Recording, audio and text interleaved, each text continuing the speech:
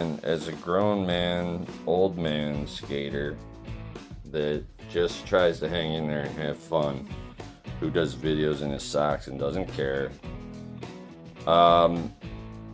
When I was young, I played with Matchbox cars, and when I was young, I couldn't afford a skateboard, but now I can. And sometimes you start to take that for granted, that you cannot burn through it. You could buy a board before you burnt through the tail, and the other one looked like a popsicle board, you know, and it was originally a square tail like this. But the shape of this thing just looks like a shark.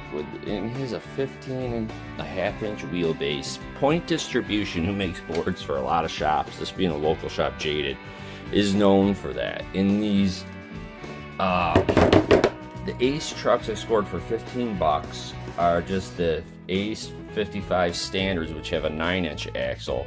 I fixed the tail with some super glue and Point Distribution, and I think they use like balsa wood. I don't know, that's like poplar and like birch or something, but I put Andale bearings in there, and I put some Arbor Bogarts on there. I put a 1/4-inch Indy riser. I put some rails by a company I can't remember, but they're only $7.95 at the local skate shop. And I think the Andale bearings are probably the most expensive thing on this, and I think what really matters is spacers and those bearings, and of course pepper grip tape. So I think this thing is one, it almost looks like the rear end of a muscle car with like a 9-inch rear end.